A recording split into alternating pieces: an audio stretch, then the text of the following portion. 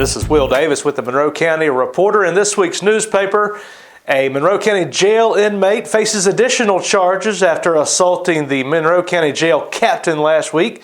According to Sheriff Brad Freeman, Freeman says that Ben Cook, the captain of the jail, was attacked in his head and face, suffering a black eye and being taken to the hospital. The suspect is well known to Monroe County authorities. He was in a shootout with police last May and is awaiting trial on those charges. Dion Bowden, 28.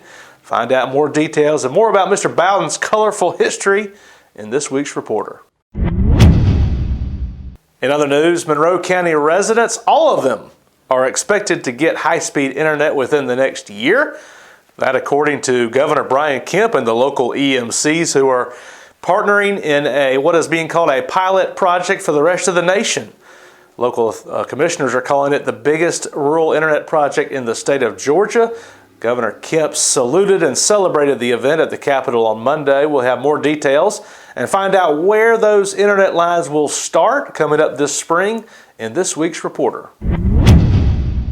Also in this week's Reporter, meet Monroe County's most romantic man. He is Forsyth City Police Officer Cody Maples. He is married to widow Sarah Schaaf, who lost her husband in a military plane crash.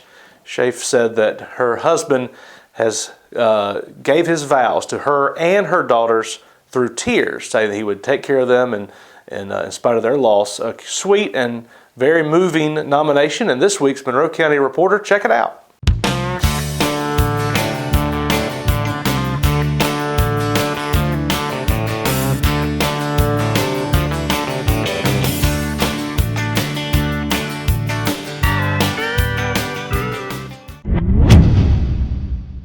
I'm Seth Berkelbaugh, and this is the Monroe County Reporter Incident of the Week. Last week, truck driver Alan Beck was pulled over after a lookout order was issued on his vehicle.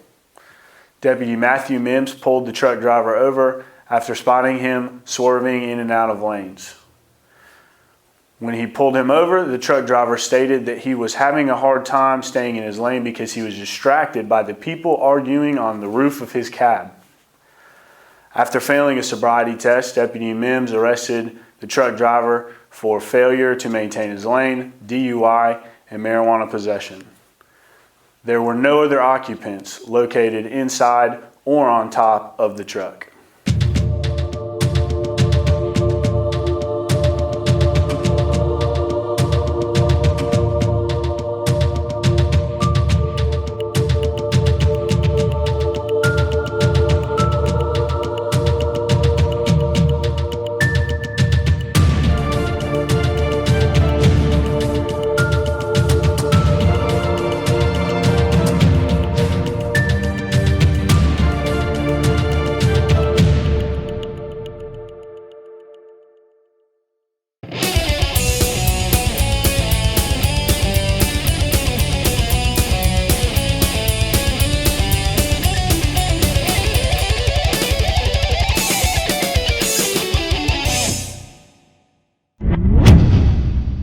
Monroe County has named its Citizen of the Year for the past year, 2020. He is Ronnie Daniel, the owner of the Forsyth Dairy Queen for 30 years, and Ronnie is famous not just for running a successful and beloved local fast food restaurant. He also hosts Bible studies, a large men's Bible study every Wednesday morning, a women's Bible study on Friday. He gives tokens for blizzards and ice cream to schools and churches to encourage young people in their activities, and also caters many charity events and community gatherings in Monroe County. Ronnie Daniel certainly having an impact. The Reporter and the Chamber of Commerce give that award away every year. Find out more details and other winners in this week's Reporter. Here's some good news, Monroe County. Forsyth firefighters saved the life of a woman under cardiac arrest in front of the Forsyth Dairy Queen on Monday morning. The Forsyth firefighters got there. She had coded. She had put her car in park and had lost a pulse. They worked with CPR for 10 minutes to revive her. A 44-year-old Monroe County woman was brought back to life and is now at Navicent. Find out more details in this week's Monroe County Reporter. Monroe County commissioners imposing term limits on themselves, but not so fast. State legislators now say they will not carry a bill to impose term limits on Monroe County commissioners as it asked, because they said the voters have the right to reject whomever they want and don't need term limits. John Ambrose, County Commissioner from District 3, had proposed them, and they passed 3-2 amongst the commissioners. Greg Tapley and Eddie Rowland voted against them. Find out more details in this week's Monroe County Reporter. In sports, lots of good news for our Mary Persons Bulldogs. 2 football seniors signed scholarships to play in college. Find out more details on that. Also, the cheerleading team wins its 4th straight region title and looks to have a very good chance to win state. Get the details in this week's sports section. Also, the Mary Persons wrestling team has a bevy of young men going to state this week. Read all about it in this week's Monroe County Reporter. This is Will Davis with the Reporter, joined by Don Daniel on the outside looking in, on the porch, talking about the news of the week in Monroe County. And Don, you said you were going to surprise me. We're going to get there. Why don't you tell us what piqued your interest, PIQUED, in this week's newspaper or the events of the week? It's real simple, Will. Is that I think this internet expansion is going to have just as much of an economic impact as plant share. Why? Why do you think that? Because I think people will be coming to Monroe County because, hey, we got good computer access now, and people are just going to be happy, won't want to come to Monroe County. Well, so we know that they already have been coming. Well, this is only going to accelerate it. That's exactly right. And think about how much people are going to be spending on that internet. Absolutely. How much is your internet bill a month? About $80. That's what mine runs. And if you, whatever internet you have now, it looks like you may have a choice. Southern Rivers Energy, Central Georgia EMC announcing with the governor that Monroe County's internet system will be a model for the entire country. But I'm going to tell you something, county commissioners, gird your loins.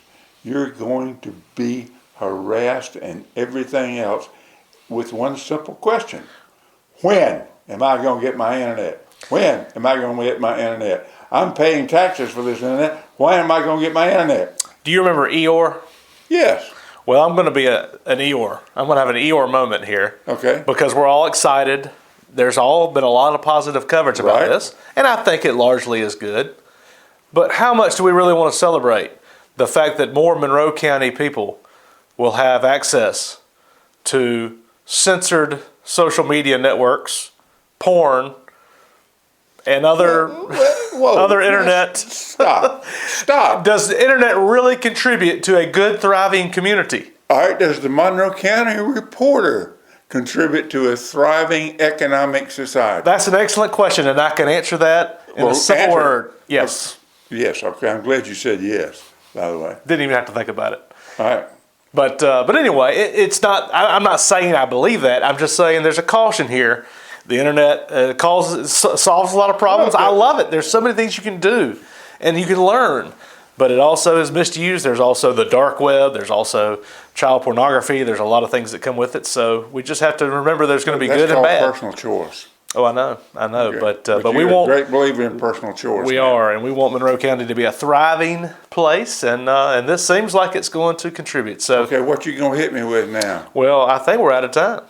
Hit me with it anyway. Give us a tease for next week. All right. What's the exit question? Monroe County School Board keeping schools closed 2 days a week? I'm going to walk off the set if you bring up the Monroe County Board of Education. I'm serious. I'll just get out of the way. Maybe next week you can call in on the show and do it by phone like some of the school board members. I think you ought to. Hello? Are you there? Okay. How do you vote, Dodd? Bye, y'all. Have a good one, everybody.